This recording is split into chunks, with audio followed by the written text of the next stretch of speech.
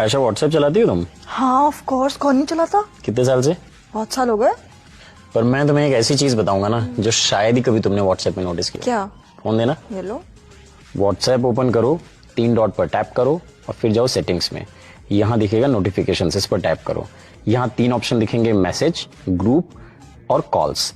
इन तीनों के लिए तुम अलग अलग नोटिफिकेशन टोन सेट कर सकते हो। नोटिफिकेशन टोन पर टैप करना है, इसमें से अपनी मर्जी का टोन सेलेक्ट करके ओके कर देना है।